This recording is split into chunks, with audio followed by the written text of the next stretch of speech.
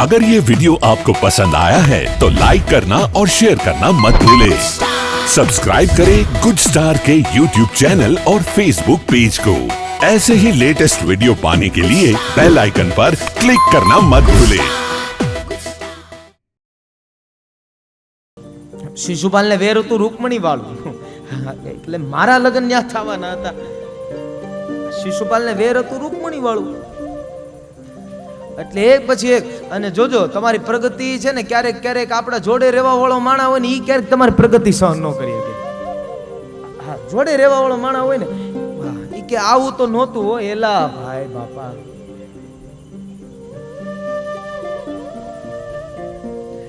તમારી પ્રગતિ ત્રણ વ્યક્તિ સહન ન કરી શકે.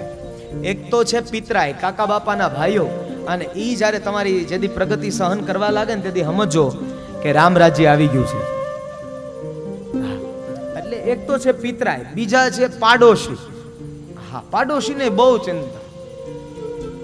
આ સવારે 11 વાગે ઉઠીને બહાર નીકળે અને આના આંગણામાં, આના પાર્કિંગના ફળિયામાં, અરે અવડી મોટી ગાડી આ કેમ? એટલે તું તારું કર ને ભાઈ. એટલે બીજા છે પાડોશી અને ત્રીજા છે પત્ની. આ પત્ની પ્રગતિ સહન ન કરે, સમજાવું. હા, એ તો આનંદમાં જ હોય, તમે 50 લાખનું કામ કરીને આવો એટલે. પણ હું તમને સમજાવું કે જેથી તમે નિષ્ફળતા, તમે જેથી એટલે નિષ્ફળતાને પ્રાપ્ત કર્યા હોય ને, એટલે તેથી ભાવેશભાઈ એ લોકોએ તમને સાથ આપ્યો હોય. હું તેથી આપણે બધી બાજુથી હારી જઈએ ને પછી તો એના આગળ આવીએ કે હવે રસ્તો એ કોઈ બાજુ હૂદતો નથી, તમે હુજાડો.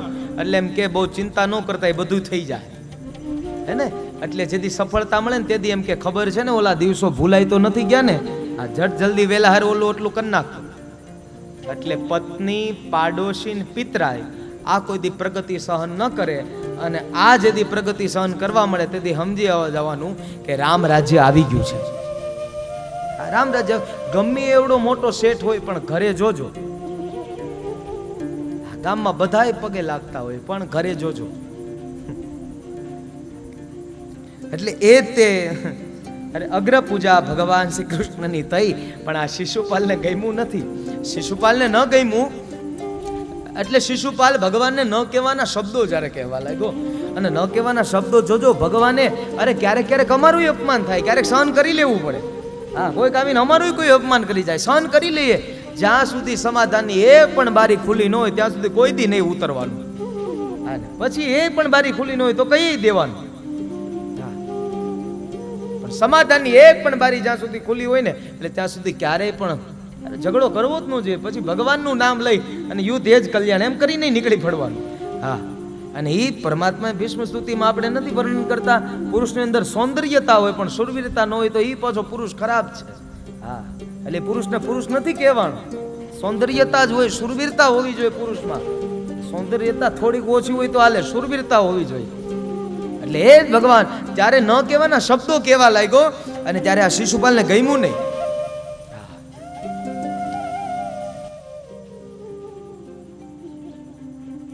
એટલે અગ્ર પૂજા ભગવાનની થઈ, શિશુપાલને જરાય ગમ્યું નહીં. ભગવાનને અરે બધા અપશબ્દો કહેવાય. ભગવાને કીધું આજે 100 અપશબ્દો તારે જેટલા કહેવાય એટલા કહી દે, પણ આજે 100 ઉપર ન જતો શિશુપાલ. અને તો પણ છતાં શિશુપાલ 100 ઉપર આજે પહોંચી ગયો. સુદર્શન ચક્ર, અરે આ તાકાત હોય તો ભગવાનમાં છે કઈ? અરે તો કે અરે એ શિશુપાલની એક અપશબ્દ ઉપર, શિશુપાલના એક અપશબ્દ ઉપર પણ સુદર્શન ચક્ર છોડી શકતા હતા, પણ છોડ્યું નથી. આનું એકમાત્ર કારણ મેં આપ સૌ લોકોને પહેલા કહ્યું ને, ભગવાન સહન કર્યું. 100 શબ્દોને ભગવાને સહન કર્યા છે. અને ત્યારબાદ તો ભગવાને શાલ્વને માર્યો, વિદુરથને માર્યો, દંતવક્રને માર્યો. શિશુપાલ અને દંતવક્ર બંનેના શ્રાપમાંથી મુક્ત કરવામાં આવ્યા. એ પરમાત્મા વૈકુંઠમાં પધાર્યા અને કુરુક્ષેત્રની ત્યારબાદ કથા સંભળાવી. પરીક્ષિત મહારાજ કહેવા લાગ્યા કે મહારાજ, ભગવાનના 2 મિત્રની કથા આવી ગઈ, પણ હવે ત્રીજા મિત્રની કથા કહો. અને ત્યારે પરીક્ષિત કહે છે કે મહારાજ, કૃષ્ણના મિત્રની કથા હું તમને સંભળાવું, સાંભળો. અરે એ મને કથા સંભળાવો. ત્યારે સુખદેવજી મહારાજ કહે છે કે સાંભળો રાજન. કૃષ્ણસ્યાસિત સખા કશ્ચિત બ્રાહ્મણો બ્રહ્મવિત્તમ વિરક્ત ઇન્દ્રિયાર્થેષુ પ્રશાંતાત્મા જીતે. પ્રશાંત આત્મા જીતેન્દ્ર. ભગવાન શાંત તો ભગવાનના મિત્ર કેવા? તો કે પ્રશાંત. અને આજે ઐશ્વર્ય એ જ્ઞાનનું પૂજન કરશે. એટલે ઐશ્વર્ય એટલે ભગવાન દ્વારકાધીશની પાસે ઐશ્વર્ય છે, સુદામા પાસે જ્ઞાન છે. એટલે ઐશ્વર્ય હંમેશાને માટે જ્ઞાનનું સન્માન કરવું જ જોઈએ. શ્રી કૃષ્ણ ને દાવ બંને જ્યારે ભણવા માટે ગયા ત્યારે સાંદીપનીમાં, ત્યારે પોરબંદરનો એક મિત્ર, અને એ પાછો બ્રાહ્મણનો દીકરો, અને નામ છે એનું સુદામા, અને એ પણ ત્યારે વિદ્યાભ્યાસ કરે છે એમના જોડે. કૃષ્ણના એ પરમ મિત્ર છે.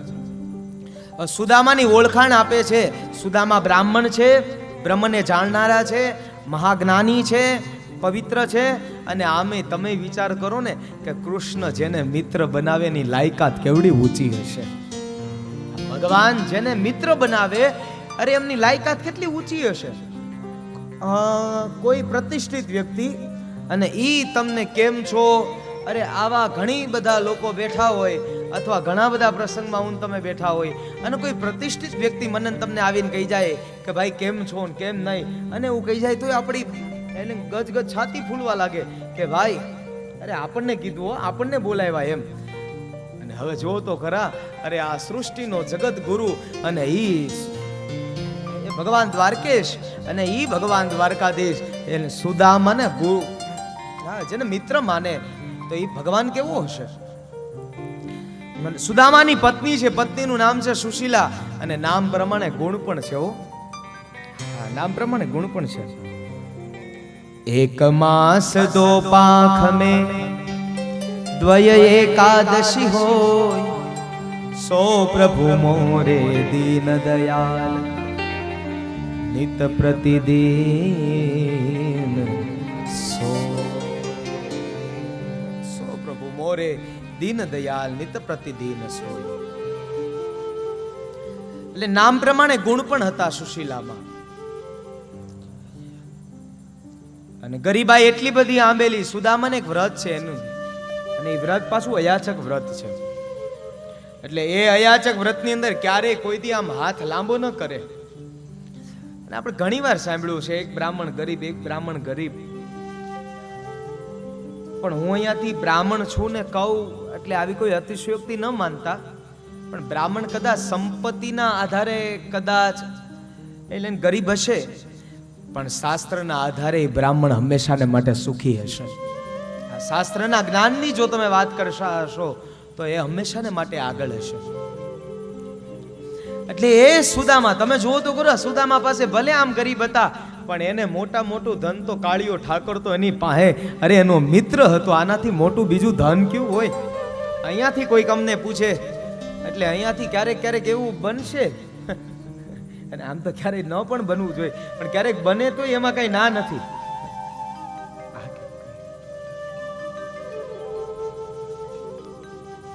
એટલે એ પરમાત્મા અમારી સાથે હોય એટલે બીજી કઈ આ દુનિયાની બીજી કઈ જરૂર પણ નથી.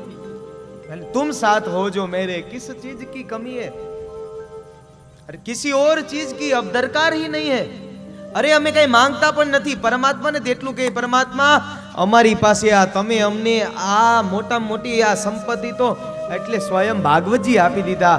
આનાથી વિશેષ તો અમારી પાસે બીજું કયું ધન હોય? હા, અમે થેલા ને બેગ ને અમારે મિલન દાદા ની બધું ઘણું બધું ભરીને આવે, પણ આવે અને તમે જો એટલે તમને લાગે કે બેગ બહુ દાદા ઘણા બધા લઈને આવ્યા છે, પણ એમાં ક્યારેક હંસરાજભાઈ નીકળે ગોપી ચંદન ને તુલસીના બેરખા. હા, ને કાં વધુ હોય તો ઓલા ઉપસ્ત્ર હોય, બીજું તો કાંઈ હોય નહીં.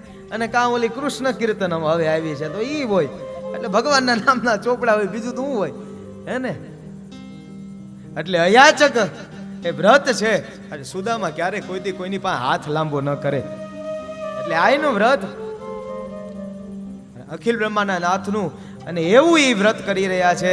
અને ત્યારે સુશીલાએ એક વાર કીધું કે નાથ, હવે તો અહીંયા જમવાના ફાફા પડ્યા છે. અને આ તો એક આપણી જે હમણાં આ પેલા સુદામાનું ઓલું પાત્ર ભજવતા હશો, અને ક્યારેક તમે જોયું હશે, જોજો સુદામાનું પાત્ર તમે ભજતા હશો ને, એટલે ત્યારે એટલે તમે જોયું હશે કે પેલા ઓલા દ્વારપાળ આવે, દ્વારપાળ સુદામાને ધક્કો મારે, સુદામા પડે. આવી કોઈ કથા નથી. એટલે કથાને રોચક બનાવવા માટે થઈને આવી કથાઓ મૂકવામાં આવી. અખિલ બ્રહ્માંડનો નાથ જે જગત ના મંદિરની અંદર જગત મંદિર દ્વારકામાં નિવાસ કરતા હોય અને એ જગત મંદિરના દ્વારપાળ ઈ ભગવાનના પરમ મિત્ર એટલે સુદામા, એમાંય પાછા બ્રાહ્મણ, એમને ધક્કો ન મારે. એ તો પછી કથાને રોચક બનાવવા માટે સુદામાને દ્વારપાળ ધક્કો મારે, સુદામા પડે ને આવી કોઈ કથા જ નથી. ક્યારે ખોલજો કથા. હા, પછી એ તો કથામાં એ બધાને આનંદ આવે એટલે દ્વારપાળે ધક્કો માર્યો, સુદામા પડ્યા, આવી કોઈ કથા જ નથી. એટલે એ સુદામાને અરે આ સુશીલા કહે છે, નાથ અરે હવે તો જમવાના ફાફા પડ્યા છો, અરે આપણી પાસે કાંઈ નથી. અરે તમે મને કહેતા હતા કે ઓલો હોનાની નગરી વાળો રાજા ઈ મારો મિત્ર છે, તમે એકવાર ત્યાં જઈ આવો ને. અને ત્યારે સુદામા કે હું માંગવા ન જાઉં. અરે માંગો એટલે એમાં માંગતા માનવીનું માન ઘટી જાય. હું માંગવા માટે ન જાઉં. અરે હું એની પાસે થોડો માંગુ તમે મને એટલે આપો એમ, હું ન માંગુ. ત્યારે સુશીલા કહે છે કે નાથ અરે આ દુનિયાની અંદર બધાય લોકોને તો અરે એક મહિનામાં 2 પક્ષ હોય અને એમાં 2 એકાદશી આવતી હશે, પણ અમે તો એટલા ભાગ્યશાળી છે ને, અરે પ્રતિદિનને માટે એકાદશી છે. અન્નનો દાણો હોય તો કઈક જમીએ ને નાથ. એક માસ દો પાંખને દ્વય એકાદશી હોય, સો પ્રભુ મોરે દીન દયાલ નિત પ્રતિદિન હો. એ પરમાત્મા અમારી પાસે તો અરે કઈ હોય તો અમે કઈક જમીએ ને તો અમારી, નહીતર તો એકાદશી જ હોય. પતિ અને પત્ની જમે તો પુત્ર ભૂખ્યા રે, એ પુત્ર જમે તો પતિ અને પત્ની ભૂખ્યા રે. અને જ્યારે જ્યારે દુઃખ સહન ન થાય અને ત્યારે ચિંતા બધી સાક્ષાત દ્વારકાધીશજી.